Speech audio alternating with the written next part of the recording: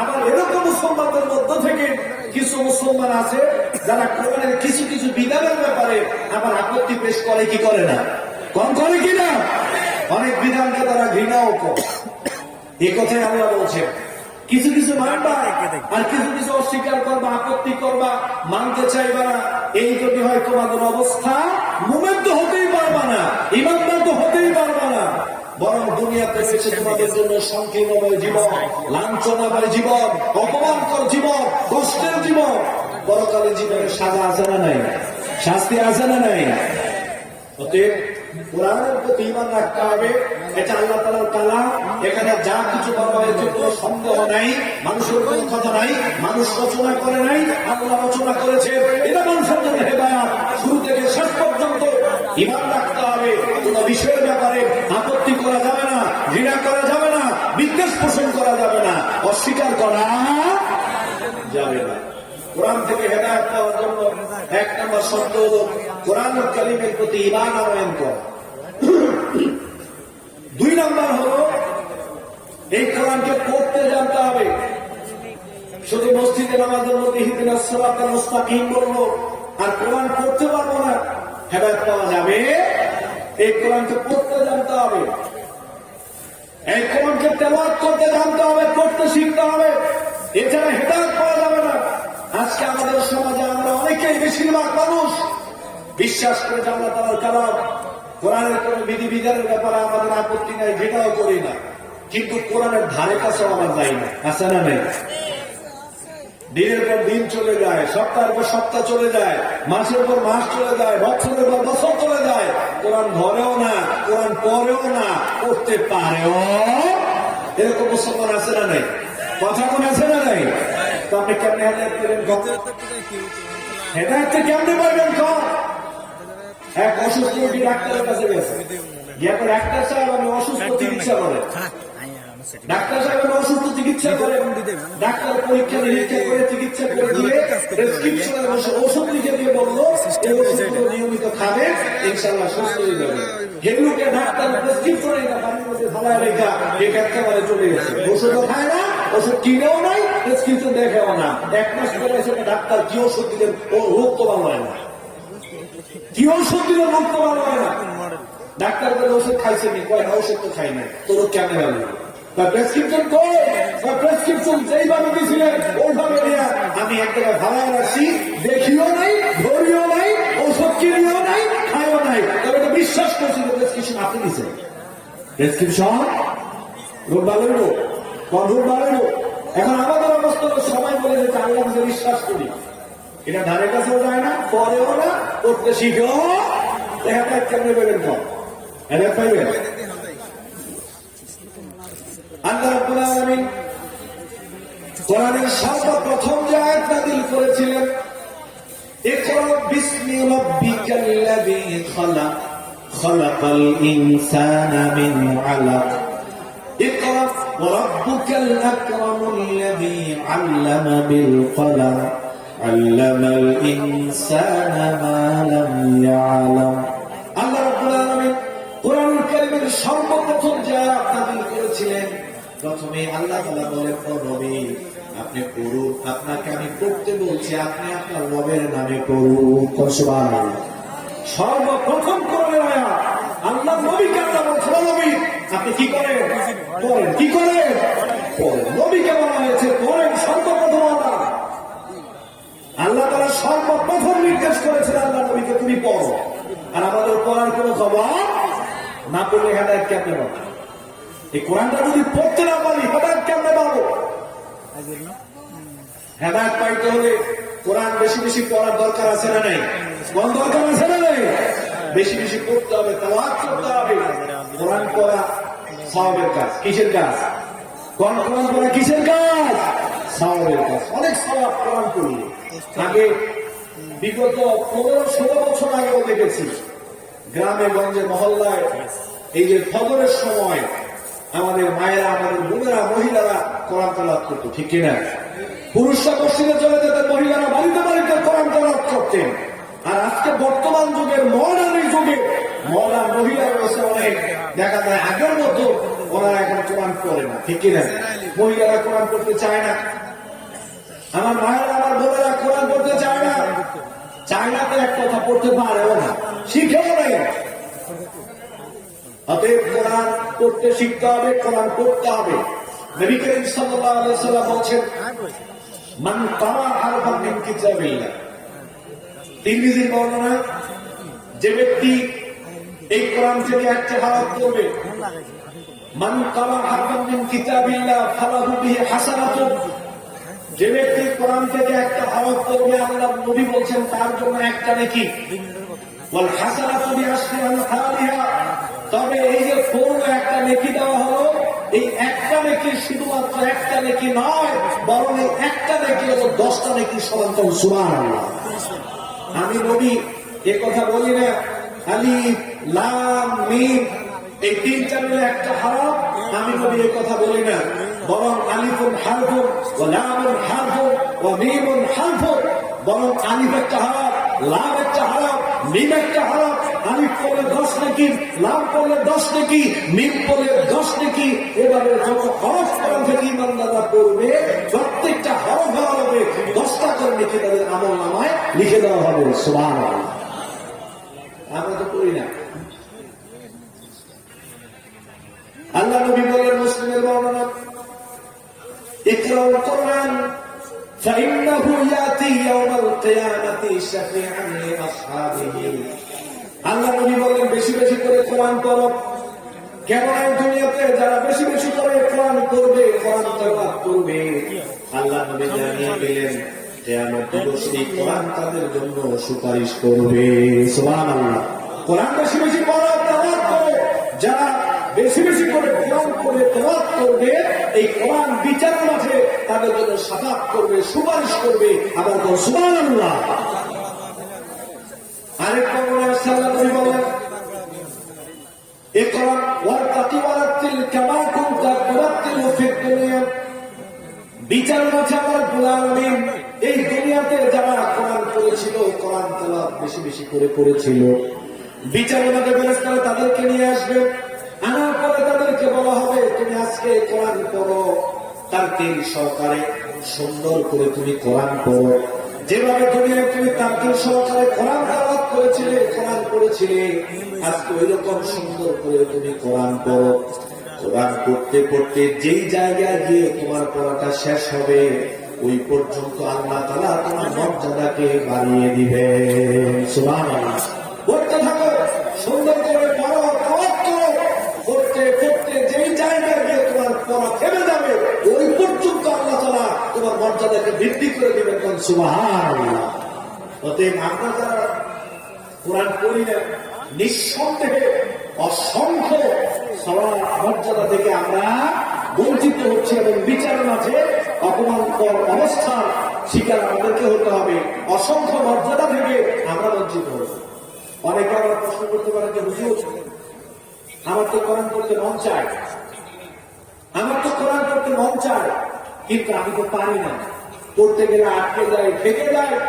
অনেক বড় বড় ব্যবসায়ী, অনেক বড় বড় শিল্পপতি, অনেক বড় বড় রাজনীতিবিদ এবং আমাদের অনেক বড় বড় চাকরিজীবী মায়েরা, বোনেরা দেখা যায় জেনারেল শিক্ষায় শিক্ষিত হওয়ার কারণে অনেক ক্ষেত্রে কোরআন পড়তে পারে না। পড়ার আগ্রহ আছে, পড়ার চেষ্টা করে, পড়তে গেলে আটকে যায়, থেকে যায়। আমার অনেক মুরব্বী চাচারা আছেন, যুবক ভাইরা আছেন, কোরআন পড়তে গেলে থেকে যায়, আটকে যায়। এই জন্য অনেকে পড়তে চায় না। আল্লাহ নবী বলেন, বুখারীর বর্ণনা, আল-মাহিরু বিল কুরআনি মা'আস সাফারাতিল কিরামি বারারা। যারা সুন্দর করে, ভালো করে যারা কোরআন পড়তে পারে, কোরআন পড়ায় যারা পারদর্শী, বিচারের মাঠে সম্মানিত ফেরেশতাদের সাথে তারা অবস্থান করবে। সুবহানাল্লাহ। ওয়া ইয়াতাতাশাকুল্লাহু আজরান। আর যারা কোরআন পড়তে পারে না, কোরআন পড়ার ইচ্ছা আছে, আগ্রহ আছে, কোরআন পড়তে গেলে আটকে যায়, থেকে যায়। পাক্কা মানে আটকে যাওয়া, থেকে যাওয়া। আল্লাহ নবী বললেন, যারা কোরআন পড়তে পারে, পড়ার আগ্রহ আছে, পড়তে গেলে থেকে যায়, আটকে যায়, ওই মানুষগুলো কোরআন পড়লে তাদের জন্য ডাবল সওয়াব। সুবহানাল্লাহ। তারা বুঝেন না মনে হয়? যারা কোরআন পড়তে পারে, বিশুদ্ধভাবে যারা কোরআন পড়তে পারে, তাদের তাদের সম্মান হলো তারা সম্মানিত ফেরেশতাদের সাথে অবস্থান করবে বিচারের মাঠে। আর আমরা যারা কোরআন পড়তে পারি না, পড়তে গেলে আটকে যায়, থেকে যায়, কোরআন আগ্রহ আছে, পড়তে গেলে আটকে যায়, থেকে যায়, আল্লাহ নবী বলছেন এরা যদি কোরআন পড়ে এদের জন্য ডাবল সওয়াব কম। সুবহানাল্লাহ। যারা কোরআন পড়তে পারে ওরা কোরআন পড়লে যদি 1000 নেকি পায়, যারা কোরআন পড়তে পারে না তবে পড়ে, পড়তে গেলে আটকে যায়, তারা কোরআন পড়লে তাদের জন্য 2000 সওয়াব। মানে যারা পড়তে পারে তারা পড়লে তাই সওয়াব, যারা পড়তে গেলে আটকে যায় তারা কোরআন পড়লে ডাবল সওয়াব। সুবহানাল্লাহ। কিন্তু পরিতাপের ব্যাপার হলো আমাদের সমাজে আমরা একটা কথার প্রচলন করে দিয়েছি। প্রচলন কি? আমরা সমাজের মুরব্বীদেরকে বলি বিচারপতি, শিল্পপতি, খেলোয়াড়, ক্রিকেটার, তারপর রাজনীতিবিদ, মুরব্বীদেরকে আমরা বলি যে এইটা আপনারা বুঝবেন, এটা আপনারা, এইটা আপনাদের জন্য নয়, এটা আলেমদের জন্য, এটা মুফতি সাহেবদের জন্য, এটা মুফাসসিরদের জন্য। সাধারণ মানুষ কোরআন বুঝবে না, এই জন্য সাধারণ মানুষকে কোরআন ধরতে দেয় না, কোরআন পড়তে দেয় না। আসলে নাই সাধারণ মানুষ মনে করে না কোরআনের কাছে গেলেন না, এটা আমাদের জন্য এটা আমরা ধরতে পারবো না। ওরা কোরআন ধরতে ভয় পায়, কোরআন ধরতে আমরা ওদেরকে এত সংকীর্ণ করে দিয়েছি, কোরআনের ব্যাপারে এত ভয় ঢুকিয়ে দিয়েছি। এখন কোরআন সেখানে শিক্ষিত মানুষরা কোরআন ধরতে চায় না, ধরলে ভয় পায়, ধারে কাছেও যেতে চায় না। অথচ আল্লাহ বলছেন ওয়ালাকাদ ইয়াসসারনাল কুরআনা লিযিকর। আল্লাহ তাআলা বলছেন কোরআনকে আমি সহজ করে নাযিল করেছি, আমরা কোরআনকে কঠিন করে উপস্থাপন করছি। আল্লাহ বলছেন সহজ, আমরা বলতেছি কঠিন। কার কথা সঠিক? তোমরা কার কথা সঠিক? আল্লাহর কথা সঠিক। শোনেন আমার দিকে তাকান, কোরআন কোরআন নিজেই নূর, কোরআন নিজেই নূর। কোরআনের কাছে যদি কেউ না যায়, যদি কোরআন তেলাওয়াত না করে, তাহলে সে কোরআন থেকে নূর পাবে। আপনি কোরআনের কাছে যান, বুকে জড়িয়ে ধরুন, কোরআনের চুমু দিন, খুলে আঙুল দিয়ে দিয়ে একটু পড়ার চেষ্টা করেন, কোরআনের সাথে মহব্বত করে পড়ার চেষ্টা করেন, নূর পাবেন কি পাবেন না? কোরআন থেকে আল্লাহ তাআলা আপনাকে নূর দিয়ে ভরপুর করে দিবে। এখন আপনি যদি কোরআনের কাছেই না যান, আল্লাহর কাছেই না যান, ভালো মানুষের সংস্পর্শে না গেলে ভালো কেমন হবে? কোরআনের কাছে যদি আপনি নাই যান, হেদায়েত কেমন পাবেন? হ্যাঁ, এটা তো সত্য। কোরআনের যে গভীরত্ব রয়েছে, কোরআনের ভিতরে যে জ্ঞান গর্ব কথা রয়েছে, ফাতুয়া রয়েছে, এগুলো আলেমদের কাজ। এগুলো কাদের কাজ? এগুলো আলেমদের কাজ। এগুলো সাধারণ মানুষ আমরা করতে পারবো না। তবে সাধারণ মানুষকে অবশ্যই কোরআন করতে হবে, কোরআন জানতে হবে, কোরআন বুঝতে হবে, ঠিক কিনা? কোরআন তেলাওয়াত করতে হবে। যারা আমরা এখানে আছি, আমাদের যাদের কোরআন তেলাওয়াত শুদ্ধ নয়, যারা কোরআন পড়তে গেলে আমরা ভুল করি, অনেকে আছে নামাজ পড়ি কিন্তু কোরআন তেলাওয়াত শুদ্ধ না। তো কোরআন তেলাওয়াত যদি শুদ্ধ না হয়, নামাজ হবে? নামাজ হবে, নামাজ নষ্ট হয়ে যাবে, নামাজ নষ্ট হয়ে যাবে। আপনারা জানেন কোরআন একটা সূরা আছে, সূরার নাম হলো সূরা ইখলাস। কুল হুয়াল্লাহ সূরা। আমার দিকে তাকান, এই যে কুল হুয়াল্লাহ সূরা, একটা হচ্ছে কাফ আর একটা হচ্ছে কফ। একটা হচ্ছে কাফ আর একটা কফ। কোন মোটা করে হবে, কোন হে নবী আপনি বলুন আল্লাহ এক এক। হে নবী আপনি বলেন আল্লাহ এক এক। এখন আপনি যদি এটা পড়ার সময় মোটা করে কফ উচ্চারণ করতে না পারেন, আপনি যদি চিকুন করে বলেন যে কুল, কি কুল? কুল মানে খাও, কুল মানে কি? খাও।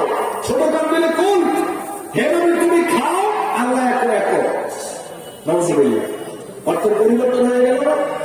অর্থ হলে হে নবী আপনি বলুন আল্লাহ এক এক।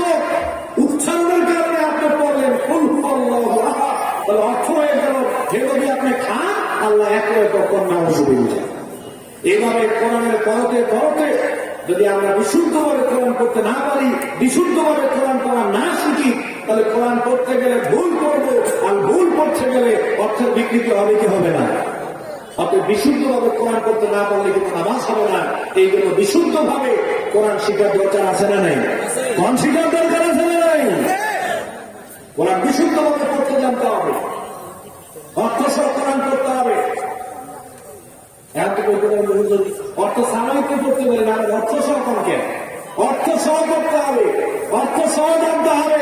কারণ অর্থ সহ যদি আপনি না পড়েন, অর্থ যদি আপনি না জানেন, তাহলে আল্লাহ তাআলা কোরআনে কি বলেছেন এটা কেন জানবেন? এই কোরআনে আল্লাহ তাআলা কি বলেছেন এটা জানার জন্য অর্থ সহ পড়ার দরকার আছে না নাই? কথা অর্থ সহ পড়ার দরকার আছে না নাই? প্রতিদিন কম বেশি অর্থ সহ কোরআন পড়তে হবে।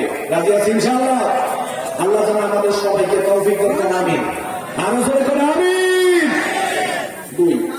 2 নাম্বার শর্ত হলো আমি কোরআনের প্রতি ঈমান আনলাম, এই কোরআনকে পড়তে শিখলাম, তেলাওয়াত করলাম, অর্থ সহ পড়লাম।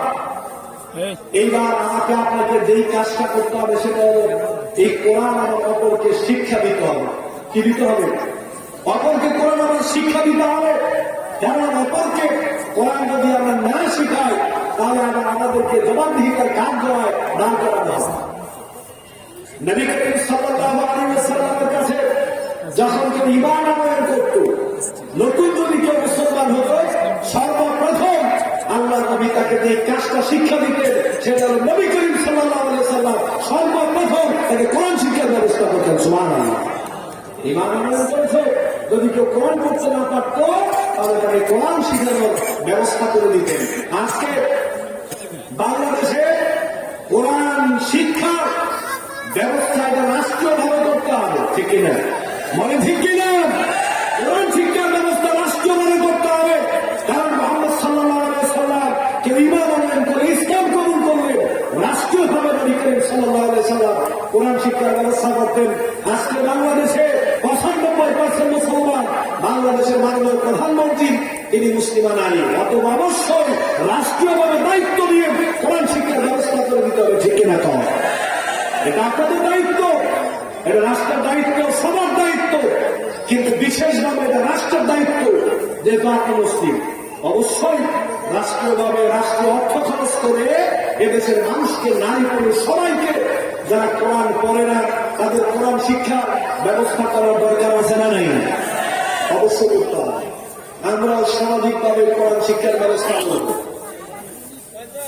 আল্লাহ নবী বলেন বুখারী বর্ণনা, খায়রুকুম মান তাআল্লামাল কুরআনা ওয়া আল্লামা, তোমাদের মধ্যে সবচাইতে উত্তম মানুষ, সবচাইতে ভালো মানুষ হলো ওই মানুষগুলো যারা নিজেরা কোরআন শিখে এবং অপরকে কোরআন শেখানোর ব্যবস্থা করে দেয়। সুবহানাল্লাহ। নিজে কোরআন শিখে অপরকে শিখায়, শিখানোর ব্যবস্থা করে দেয়। আজকে শোনেন, আমাদের সমাজের অবস্থা বলে আমি, আপনাদের অবস্থা আমি জানি না, তবে আমাদের সমাজের অবস্থা হলো সকালবেলায় হুজুররা যে বক্তব্য পড়ান, এই বক্তব্যের মাধ্যমে কিন্তু আমরা প্রথমে কোরআন শিখেছি, ঠিক কিনা? কোন ঠিক কিনা? বক্তব্যগুলো যদি গ্রামের গঞ্জে মহল্লায় যদি বক্তব্যগুলো না থাকতো, এদেশের মাটিতে কোন আলেম তৈরি হতে পারত?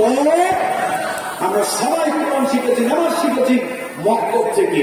অত্যন্ত পরিতাপের ব্যাপার, আজকে দিন দিন মক্তবগুলো উঠে যাচ্ছে, মক্তবগুলো কমে যাচ্ছে। সকালবেলায় কিন্ডারগার্টেন স্কুলগুলো চালু করে দিয়ে মক্তবকে বন্ধ করা একটা পায়তারা চালু হয়েছে, ঠিক কিনা? এটা একটা চক্রান্ত, একটা ষড়যন্ত্র। আর দ্বিতীয় চক্রান্ত হলো আমরা গ্রামের গঞ্জে মহল্লায় আছি, মক্তব চালানোর জন্য ইমাম সাহেব রাখতে হয়, হুজুর রাখতে হয়, ওনাকে বেতন দিতে হয় মাস শেষে 7,000 টাকা, 8,000 টাকা। আছে না? না। এই টাকাগুলো কি আসমান থেকে আসে?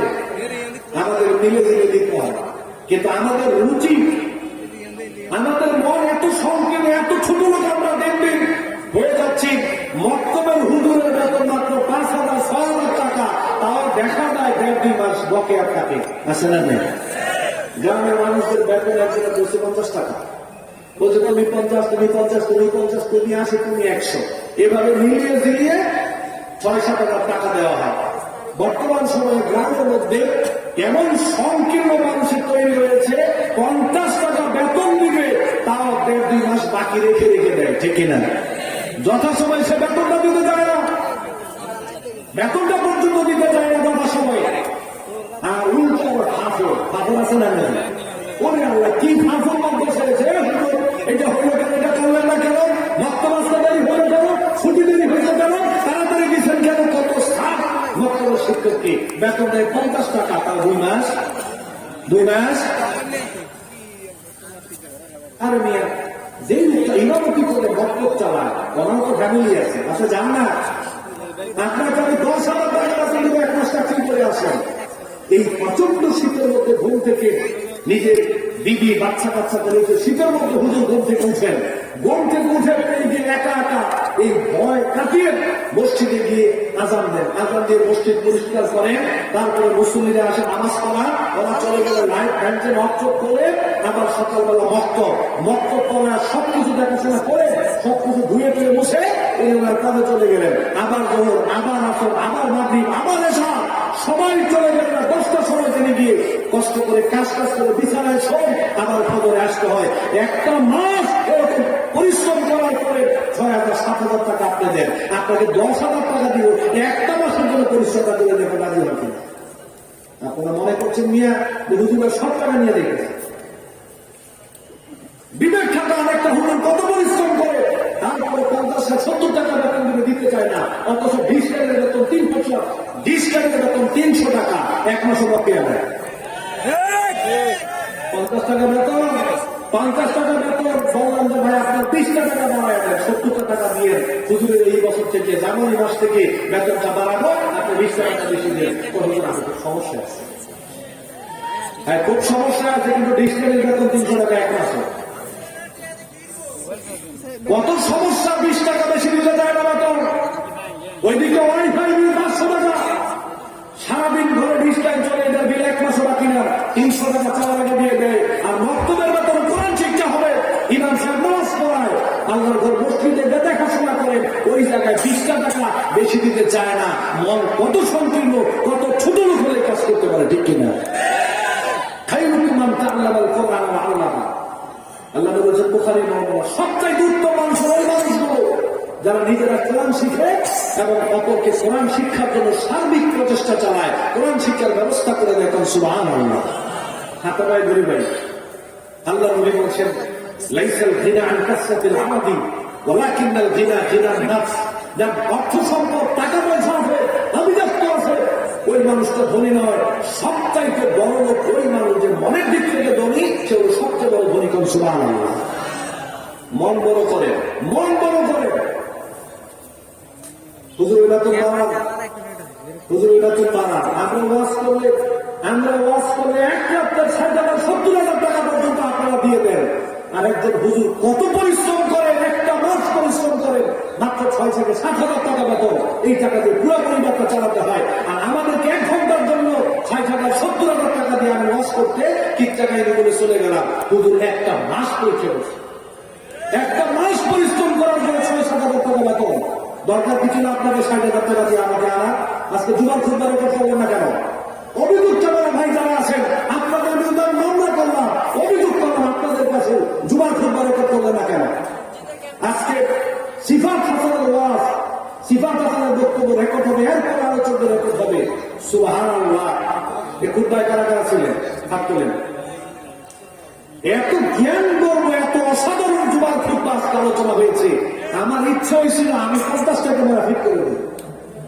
কত জ্ঞান গর্ব আলোচনা করেছেন আজকে প্রফেসর শেখ মুক্তার আহমেদ সাহেব। আমি থমের তাকিয়ে রইলাম, মনে মনে চিন্তা করলাম যে আল্লাহ এখন থেকে ওয়াজ কম করবো আর বেশি শুনবো। খুতবা কাকে বলে অবাক হয়ে গেলাম, কত জ্ঞান গর্ব আলোচনা। অতএব ভাইরা যারা আছেন, আপনারা যারা আছেন, ওই 60-70,000 টাকা দিয়ে একজন আলোচককে এনে 1 ঘন্টা ওয়াজ করে দিন পরিবর্তন হবে না। ইমাম সাহেবের বেতন বাড়ান, মসজিদে তিনি খুতবা দেন, ওনার বেতন বাড়ান, ওনাকে পড়াশোনা করতে বলেন, ভালো ইমাম রাখেন, ভালো খতিব রাখেন, সমাজ পরিবর্তন হয়ে যাবে বলেন ইনশাআল্লাহ। ইমাম সাহেবের বেতন 5,000, ইমাম সাহেবের চিন্তা করে এত পরিশ্রম করার পরে 5,000 টাকা বেতন, 1 খুতবা দিয়ে 2 বছর চালান। খুতবা 20-1টা, এইটা দিয়ে 2 বছর চলবে। বেতন খায়রুকুম মান তাআল্লামাল কোরআন ওয়া আল্লামা। সবচাইতে ভালো মানুষ, উত্তম মানুষ হলো ওরা যারা নিজেরা কোরআন শিখে অপরকে কোরআন শিখার ব্যবস্থা করে দেখেন। সুবহানাল্লাহ। তাহলে কোরআনের প্রতি ঈমান আনয়ন করলাম, কোরআনকে পড়তে জানলাম, কোরআন তেলাওয়াত করলাম, অর্থ সহ পড়তে জানলাম, অপরকে কোরআন শিক্ষা দিলাম। 3 নম্বর হলো এই কোরআনকে মেনে চলার দরকার আছে না নাই? কথা কোন মেনে চলার দরকার আছে না নাই? এই কোরআনকে মেনে চলা ছাড়া হেদায়েত পাওয়া সম্ভব মেনে চলা লাগবে। কারণ এই কোরআন হচ্ছে নূর, এই কোরআন হচ্ছে হেদায়েতের কিতাব। এটা না মানলে হেদায়েত পাওয়া যায়। আল্লাহ রাব্বুল আলামিন কোরআন কারিমে ঘোষণা করে দিয়েছেন, ফাইম্মা ইয়াতিয়ান্নাকুম মিন্নি হুদা ফামান তাবিআ হুদায়া ফালা খাউফুন আলাইহিম ওয়ালা হুম ইয়াহজানুন। আদম আলাইহিস সালাম এবং ইবলিসকে যখন বললেন কুল্লাহবিতু মিনহা জামিআ, তোমরা এখান থেকে বের হয়ে যাও, তোমাদেরকে দুনিয়াতে পাঠানো হবে। আল্লাহ তাআলা আদম আলাইহিস সালাম এবং ইবলিসকে দুনিয়াতে পাঠানোর সময় বললেন, আমি তোমাদের কাছে কিতাব পাঠাবো, গাইডলাইন পাঠাবো, যেই কিতাব হেদায়েতের কিতাব যদি তোমরা মেনে চলতে পারো তাহলে তোমাদের কোনো দুঃখ থাকবে না, ভয় থাকবে না, বরং তোমরা কল্যাণের মধ্যে থাকবা। সুবহানাল্লাহ। ফাইম্মা ইয়াতিয়ান্নাকুম মিন্নি হুদা ফামান তাবিআ হুদায়া ফালা খাউফুন আলাইহিম ওয়ালা হুম ইয়াহজানুন। হেদায়েত পাঠাবো, কিতাব পাঠাবো, আমাদের যুগে কিতাব আল কোরআন। এই কোরআনকে যারা আঁকড়ে ধরবে, মেনে চলবে, আল্লাহ তাআলা বলছেন তোমাদের কোনো ভয়, তোমাদের কোনো চিন্তাও নাই। অতএব কোরআন মেনে চলতে হবে। কোরআন মেনে চলা ছাড়া হেদায়েত পাওয়া যাবে। আল্লাহ রাব্বুল আলামিন সূরা ইব্রাহিমের প্রথমে বলেন, কিতাবুন আনজালনাহু ইলাইকা লিতুখরিজান নাস মিনাজ যুলুমাতি ইলান নূর। আল্লাহ রাব্বুল আলামিন বলেন, নবী আপনার কাছে আমি কিতাব নাযিল করেছি, আপনার কাছে আমি নূর নাযিল করেছি, আলো নাযিল করেছি, আপনি যাতে করে এই নূর দিয়ে, কিতাব দিয়ে গোটা দুনিয়ার সমস্ত মানব জাতিকে অন্ধকারাচ্ছন্ন থেকে বের করে আলোর পথে নিয়ে আসতে পারেন। এই জন্য আমি আপনার কাছে কোরআন নাযিল করেছি। সুবহানাল্লাহ। সুবহানাল্লাহ। কোরআন হলো আলো, মানুষকে আলোর পথ দেখাবে, অন্ধকারাচ্ছন্ন থেকে বের করে গোটা জাতির মানুষকে আলোর পথে নিয়ে আসার জন্য আল্লাহ তাআলা কি দিলেন? কোরআন দিলেন। কিন্তু অত্যন্ত পরিতাপের ব্যাপার, অনেকে বলে হুজুর আমাদের কাছে তো কোরআন আছে কিন্তু আমরা তো অন্ধকারে আছি। কোরআন আছে, আমরা কোথায় আছি? অন্ধকারে আছি। আলো পাই না কেন?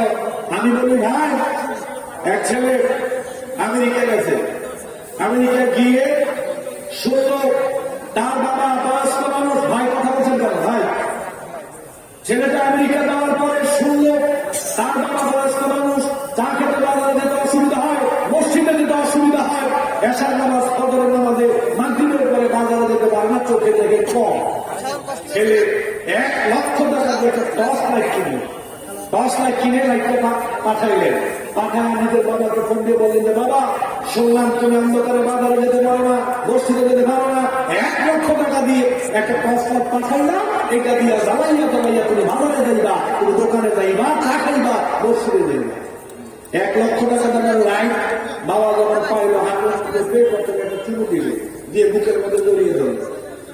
আশেপাশে মহল্লার 4-5 গ্রামের মানুষ শুনছে উমুকের ছেলে 1 লক্ষ টাকা দামের লাইট পাঠাইছে, সবাই বাড়িতে ভিড় জমাইছে লাইট দেখবে। 1 লক্ষ টাকা লাইট দেখবে। হে ভদ্রলোক মুরব্বী যখন দেখছে যে জনগণ ভরে গেছে লাইট দেখবে, উনি লাইট বুকে নিয়ে তো খবরদার, 1 লক্ষ টাকা দামের লাইট, খবরদার কেউ ধরবে না, অনেক দামি লাইট আমেরিকা থেকে আমার ছেলে পাঠাইছে, সাবধান, কেউ ধরতে পারবে না। এর মুখে দৌড়াকে শুনো দেয়, কাউকে ধরতে দেয় না, দেখতে দেয় না, ছুঁইতে দেয় না, রাত্রে ঘুমার সময় সুখের মধ্যে তালা মেরে রেখে দিয়ে হেউ করে ঘুমায়। ঘটনাক্রমে একদিন এই লাইট নিয়ে বদলে নিচে রাইখা বাজারের দিকে যাচ্ছে আসার করে, বাজারে কোনো মধ্যে কেন্দ্রে গেছে, আসার সময় আর কিছু দেখা যায় না, অন্ধকার। ঘটনাক্রমে রাস্তার পাশে দিলে টয়লেট, লাইট বদলে নিচে মাথা জ্বালায় না, এই টয়লেটের গর্তের মধ্যে পড়ে গেছে, লাইট জ্বালায় না। রাতে খুঁজে পায় না, সকালবেলা সবাই খুঁজে দেখেন একটা টয়লেটে উইলা গোসল করায় বলবো যে আপনি ঘরতে বললেন কেমন না, ঘরতে বললেন রাত্রে বাজার থেকে আসছিলাম, অন্ধকার রাত্রি, টয়লেটের গর্তে ছিল, পড়ে গেছি। লাইট সাথে ছিল না? হ্যাঁ লাইট সাথে ছিল, জ্বালান না, জ্বালাই বলছেন 1 লক্ষ টাকা দেবে লাইট। ওইটা আমেরিকা থেকে মনে যাবে সন্তান, 1 লক্ষ টাকা দেবে লাইট, এটা জ্বালাইতে হবে। খালি লাইটের প্রশংসা, কিসের প্রশংসা? খালি লাইটের প্রশংসা। জনগণ আরে মিয়া লাইট তো দামি, সবাই জানে, কিন্তু দামি প্রশংসা করার জন্য ছেলে লাইট দেয় নাই, বরং লাইট দিচ্ছে এই কারণে এই লাইটকে জ্বালাইয়া অন্ধকার দূর করবেন, পথ চলবেন, লাইট আপনাকে আলোর পথ দেখাবে, টয়লেটের গর্ত করা থেকে বাঁচাবে, এই জন্য আপনার লাইট মাইক দেওয়া হয়েছে।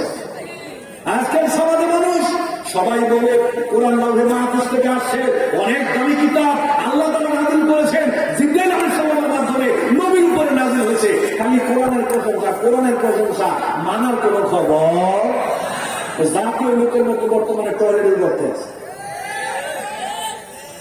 বাংলা ভবনের সংসদ ভবনে কোরআন তেলাওয়াত করা হয়, আজকে রাষ্ট্রীয়ভাবে বিভিন্ন জায়গায় বিচার কার্যালয়ে কোরআন তেলাওয়াত করা হয়। সবাই কোরআনের প্রশংসা করে, সবাই বলে যে কোরআন এই অনেক কিছু বলে। আল্লাহ তাআলা বলেন যে আরে জাতির মানুষ, কোরআনকে শুধু প্রশংসা করার জন্য নাযিল করি নাই, বরং সংসদ ভবন থেকে কোরআনের বিধানগুলোকে বাস্তবায়ন করার জন্য কোরআন নাযিল করি। সংসদ ভবনে বসে বসে কোরআনের প্রশংসা করছে, কোরআন তেলাওয়াত করছে। মারা জ্বালায় আরে লাইটের সোর্স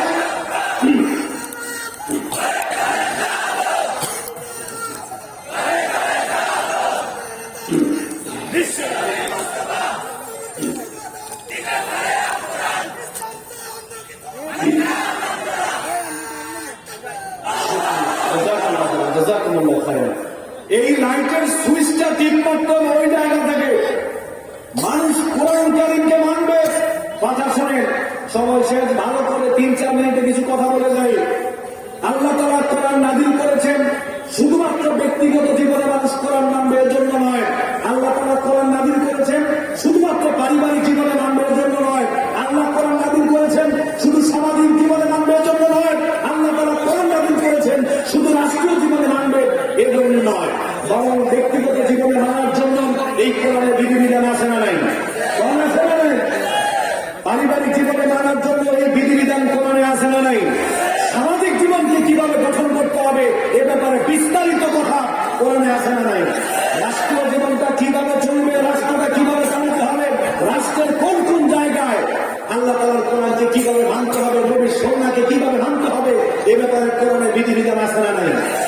শোনেন, পরিষ্কার ভাবে বলতে চাই, কেউ যদি মনে করেন কোরআন শুধু ব্যক্তি জীবনের জন্য, কোরআন শুধু পারিবারিক জীবনের জন্য, কোরআন শুধু সামাজিক জীবনের জন্য, রাষ্ট্রীয় বিধিবিধানের ক্ষেত্রে কোরআন মানার দরকার নেই, যদি কেউ এরকমটা মনে করেন, রাষ্ট্রীয়ভাবে কোরআন মেনে চলাকে অপ্রয়োজনীয় মনে করেন, আল্লাহর কসম করে বলি তাদের ইমান নেই।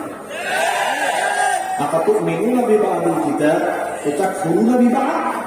তুমি কি মনে করেছো কিছু কিছু মানবা আর কিছু কিছু মানবা না, তাহলে ইমানদার হতে পারবে না, তুমি কাফের। তুমি কি বরং ব্যক্তিগত জীবনের জন্য আল্লাহ যতগুলো বিধান কোরআনে দিয়েছে ওইগুলো ব্যক্তি জীবনে মানবো। পারিবারিক জীবনের জন্য কোরআনে যে বিধিবিধান গুলো আল্লাহ দিয়েছেন ওইগুলো পারিবারিক জীবনে মানবে।